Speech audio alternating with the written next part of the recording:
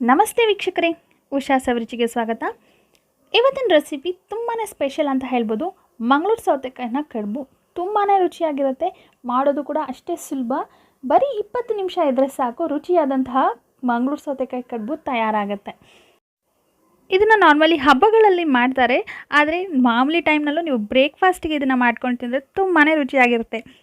ಬನ್ನಿ ತಡ ಮಾಡದೆ ಇವತ್ತಿನ ರೆಸಿಪಿನ ಸ್ಟಾರ್ಟ್ ಮಾಡೋಣ. ಮೊದಲಿಗೆ ಇಲ್ಲಿ ಮಂಗಳೂರು ಸೌತೆಕಾಯಿ ಬೇಕಾಗುತ್ತೆ. ನೀವು ಮಂಗಳೂರು ಸೌತೆಕಾಯಿ ಎಷ್ಟು ತೊಗೊತೀರೋ ಅಷ್ಟೇ ಅದಕ್ಕೆ ಅಕ್ಕಿ ತರಿ ಕೂಡ ಬೇಕಾಗುತ್ತೆ. ನಾರ್ಮಲಿ ಮಂಗಳೂರು ಸೌತೆಕಾಯಿನ ಸಣ್ಣ ಸಣ್ಣದಾಗಿ ಹಚ್ಚಿಬಿಟ್ಟು ಮಾಡ್ತಾರೆ, ಅದು ಬಾಯಿಗೆ ಸಿಗುತ್ತೆ. ಇಷ್ಟ ಇಲ್ಲ ಅನ್ನೋರು ಈ ರೀತಿ ತುರಿದ್ಬಿಟ್ಟು ಮಾಡಿದ್ರೆ ತುಂಬಾ ಚೆನ್ನಾಗಿರುತ್ತೆ. ಎಲ್ಲ ಕಡೆ ಈವನಾಗಿ ಮಿಕ್ಸ್ ಆಗುತ್ತೆ. ಹಾಗಾಗಿ ನಾನು ಸೌತೆಕಾಯಿನ ಚೆನ್ನಾಗಿ ತುರ್ಕೊಳ್ತಾ ಇದ್ದೀನಿ. ಒಂದು ಅರ್ಧ ಸೌತೆಕಾಯಿನ ತೊಗೊಂಡಿದ್ದೀನಿ. ಈಗ ಚೆನ್ನಾಗಿ ತುರಿದಾಗಿದೆ. ಇದಕ್ಕೆ ಒಂದು ಸಣ್ಣ ಪೀಸು ಬೆಲ್ಲನ ಹಾಕ್ಕೊಳ್ತಾ ಇದ್ದೀನಿ. ಅದನ್ನು ಚೆನ್ನಾಗಿ ತುರ್ಕೊಳ್ತಾ ಇದ್ದೀನಿ, ನೀಟಾಗಿ ಎಲ್ಲ ಮಿಕ್ಸ್ ಆಗಲಿ ಅನ್ನೋದು ಕಾರಣಕ್ಕೆ. ನೀವು ಬೇಕಾದರೆ ಪುಡಿ ಮಾಡಿಕೊಂಡು ಹಾಕ್ಕೊಳ್ಬೋದು. ಹಾಗೆ ಒಂದು 1/4 ಕಪ್ ಆಗೋಷ್ಟು ತೆಂಗಿನಕಾಯಿ ತುರಿ, ಜಾಸ್ತಿ ಅವಶ್ಯಕತೆ ಇಲ್ಲ, ಇಷ್ಟೇ ಹಾಕಿದ್ರೆ ಸಾಕಾಗುತ್ತೆ. ಹಾಗೆಯೇ ರುಚಿಗೆ ತಕ್ಕಷ್ಟು ಉಪ್ಪನ್ನು ಸೇರಿಸ್ಕೊಳ್ತಾ ಇದ್ದೀನಿ. ಈಗ ಇದಕ್ಕೆ 1 ಕಪ್ ಆಗೋಷ್ಟು ಅಕ್ಕಿ ರವಾನ ತಗೊಳ್ತಾ ಇದ್ದೀನಿ. ತರಿಯಾಗಿರುವಂತಹ ಅಕ್ಕಿ ರವೆ ಹಾಕ್ಕೊಂಡು ಚೆನ್ನಾಗಿ ಇದನ್ನು ಮಿಕ್ಸ್ ಮಾಡ್ಕೋಬೇಕು. ನೀಟಾಗಿ ಸೌತೆಕಾಯಿಲಿರುವಂತಹ ರಸ ಎಲ್ಲ ಬಿಡೋ ರೀತಿ ಅದನ್ನು ಚೆನ್ನಾಗಿ ಸ್ಮ್ಯಾಶ್ ಮಾಡಿಕೊಂಡು ಮಿಕ್ಸ್ ಮಾಡ್ಕೊಳ್ಬೇಕಾಗತ್ತೆ. ಈ ರೀತಿ ಹೆಣ್ಸ್ಕೊಂಡು ಮಿಕ್ಸ್ ಮಾಡ್ಕೊಳ್ಬೇಕಾಗುತ್ತೆ. ಮತ್ತು ಇದಕ್ಕೆ ಯಾವುದೇ ಎಕ್ಸ್ಟ್ರಾ ನೀರು ಹಾಕೋ ಅವಶ್ಯಕತೆ ಇಲ್ಲ. ಸೌತೆಕಾಯಿ ಬಿಡುವಂತಹ ನೀರಿನಲ್ಲೇ ಇದು ಮಿಕ್ಸ್ ಆಗಬೇಕು. ಮತ್ತು ನೀರು ಹಾಕಿದ್ರೆ ತುಂಬಾ ತೆಳ್ಳಗಾಗಿಬಿಡುತ್ತೆ. ನೀರು ಹಾಕೋ ಅವಶ್ಯಕತೆ ಇಲ್ಲ. ನೀವು ಸೌತೆಕಾಯಿ ತುರಿ ಎಷ್ಟು ತೊಗೊಂಡಿರ್ತೀರೋ ಅಷ್ಟೇ ಪ್ರಮಾಣದಲ್ಲಿ ಅಕ್ಕಿನ ತೊಗೊಳ್ಬೇಕಾಗುತ್ತೆ.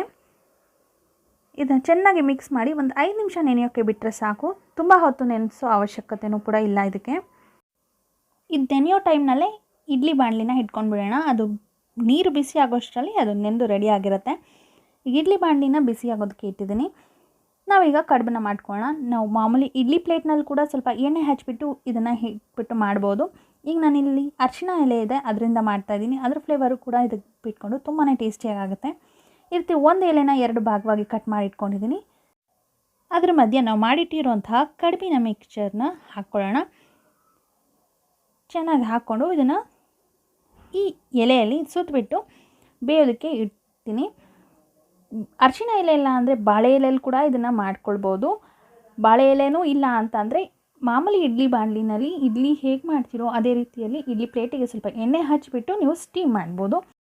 12ರಿಂದ 15 ನಿಮಿಷ ಇದನ್ನ ಸ್ಟೀಮ್ ಮಾಡಿದ್ರೆ ಸಾಕಾಗುತ್ತೆ. ತುಂಬಾ ಚೆನ್ನಾಗಿರುವಂಥ ಸಾಫ್ಟ್ ಆಗಿರುವಂಥ ಮಂಗಳೂರು ಸೌತೆಕಾಯಿ ಕಡುಬು ರೆಡಿಯಾಗಿಬಿಡುತ್ತೆ.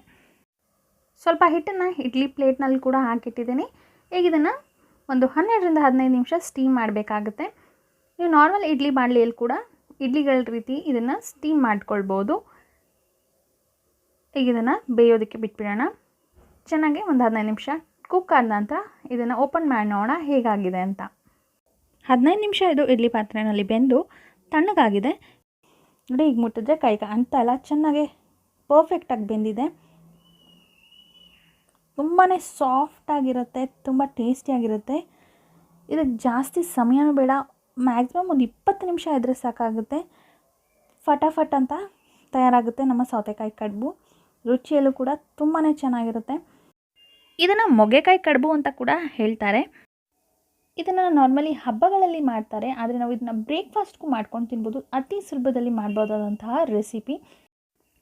ಬೆಲ್ಲ ಬೇಡ ಅಂದರೆ ಸ್ಕಿಪ್ ಮಾಡ್ಕೊಳ್ಬೋದು. ನೀವು ಇದನ್ನು ಕಾಯಿ ಚಟ್ನಿಯೊಂದಿಗೆ ತಿನ್ಕೊಳ್ಬೋದು, ಇಲ್ಲಾಂದರೆ ಕಾಯಿ ಹಾಲು ಮಾಡಿಕೊಂಡು ಅದ್ರ ಜೊತೆಗೆ ಕೂಡ ಇದನ್ನು ಸರ್ವ್ ಮಾಡ್ಬೋದು. ತುಂಬಾ ರುಚಿಯಾಗಿರುತ್ತೆ. ನೀವು ಬೆಲ್ಲ ಸ್ವಲ್ಪ ಹಾಕಿದರೆ ಇದಕ್ಕೆ ಏನೂ ಚಟ್ನಿ ಆಗಲಿ ಅಥವಾ ಕಾಯಿ ಹಾಲಾಗಲಿ ಯಾವುದು ಎಕ್ಸ್ಟ್ರಾ ಮಾಡೋ ಅವಶ್ಯಕತೆ ಇಲ್ಲ. ಅದೇ ತುಂಬಾ ಟೇಸ್ಟಿಯಾಗಿ ಬಂದುಬಿಡುತ್ತೆ. ಸೊ ನೋಡಿ, ಇವತ್ತಿನ ಈ ರೆಸಿಪಿ ನಿಮಗೆಲ್ಲ ಇಷ್ಟ ಆಯಿತು ಅಂತ ಅಂದ್ಕೊತೀನಿ. ಇಷ್ಟ ಆದರೆ ಪ್ಲೀಸ್ ಒಂದು ಲೈಕ್ ಮಾಡಿ. ಹಾಗೆ ನನ್ನ ಚಾನಲ್ನ ಇನ್ನೂ ಸಬ್ಸ್ಕ್ರೈಬ್ ಮಾಡ್ಕೊಂಡಿಲ್ಲ ಅಂದರೆ ಈ ಕೂಡಲೇ ಸಬ್ಸ್ಕ್ರೈಬ್ ಮಾಡ್ಕೊಳ್ಳಿ. ಹಾಗೆ ಪಕ್ಕದಲ್ಲಿ ಬರುವಂತಹ ಬೆಲ್ ಐಕಾನ್ ಕೂಡ ಕ್ಲಿಕ್ ಮಾಡಿ. ನಿಮ್ಮ ಫ್ರೆಂಡ್ಸ್ ಮತ್ತು ಫ್ಯಾಮಿಲಿ ಜೊತೆಗೆ ಈ ರೆಸಿಪಿ ಲಿಂಕ್ನ ಶೇರ್ ಮಾಡಿ. ಹಾಗೆ ನೀವು ಒಂದು ಸತಿ ಮನೆಯಲ್ಲಿ ಟ್ರೈ ಮಾಡಿ ಹೇಗೆ ಬಂತು ಅಂತ ನನಗೆ ಕಮೆಂಟ್ ಮಾಡಿ ತಿಳಿಸೋದನ್ನು ಮರಿಬೇಡಿ. ಮತ್ತಷ್ಟು ಈಸಿ ಮತ್ತು ಇಂಟ್ರೆಸ್ಟಿಂಗ್ ರೆಸಿಪಿಯೊಂದಿಗೆ ಮತ್ತೆ ಸಿಗ್ತೀನಿ. Until then, thanks for watching. ಧನ್ಯವಾದಗಳು.